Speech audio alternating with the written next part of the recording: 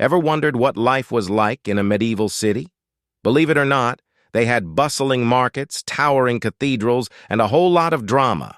From lawyers and merchants to secret societies and epic battles with disease, medieval cities were as complex and chaotic as any modern metropolis. Join us as we dive into the gritty, fascinating world of medieval city life. Despite their small numbers, city dwellers in medieval times enjoyed a bustling economy fueled by rural visitors eager to buy and sell goods. Imagine craftsmen and merchants forming powerful guilds, controlling prices, and even running city governments. These guilds provided special privileges like workmen's compensation, trading rights, and exclusive market access. The streets were lined with various businesses, from butchers and millers to furriers and blacksmiths.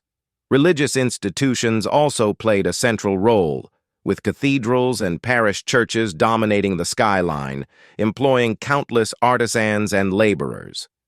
Let's explore how these urban centers became the heartbeat of medieval society, shaping culture, commerce, and daily life. In the Middle Ages, most Europeans lived in rural areas, but by the 11th century, people began flocking to towns and cities for better opportunities. These settlements often grew around manors, castles, or monasteries, and were typically surrounded by protective walls. Inside, you'd find a maze of crowded streets and towering buildings, often centered around a stunning cathedral. This migration was driven by the lure of business opportunities and the expansion of overseas trade. Over time, villages near trade routes evolved into bustling towns and cities, each with its own unique character and challenges. So what drove this urban migration, and what was daily life like behind those city walls? Think modern cities are crowded?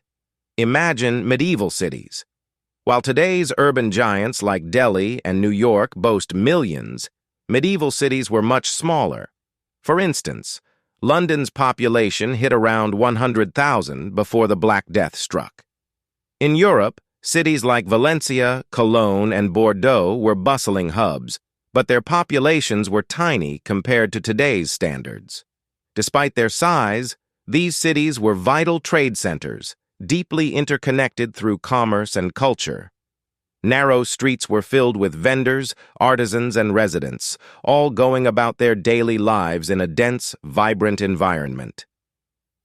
City living in medieval times wasn't just about economic opportunity. It was also about survival.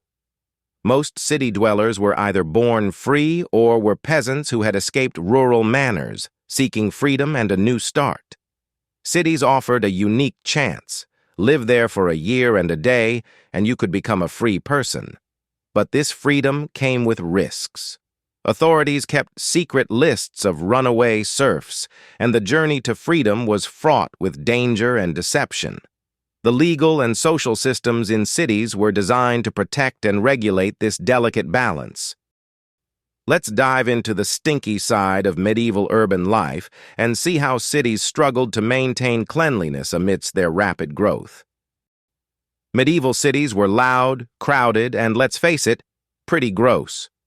With narrow streets packed with houses, animals, and people, these cities were breeding grounds for disease.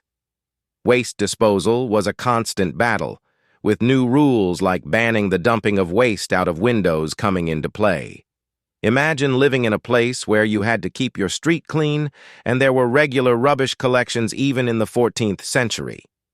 Despite these efforts, the streets remained a chaotic mix of filth and commerce. Public health became a growing concern, leading to innovations in waste management and urban planning. Medieval cities weren't just about trade and cathedrals. They could be deadly too. By the late 14th century, the murder rate was skyrocketing, and theft and assault were everyday concerns. Curfews tried to keep the peace, but sometimes the biggest threats came from your own neighbors. Disputes could quickly turn violent, and waste disposal was a particularly contentious issue. Imagine a world where reporting your littering neighbor could earn you a reward, but also make you a target. Law enforcement was primitive, and justice often swift and brutal, reflecting the harsh realities of the time. If you enjoyed the video, don't forget to subscribe and hit that bell icon for more deep dives into history.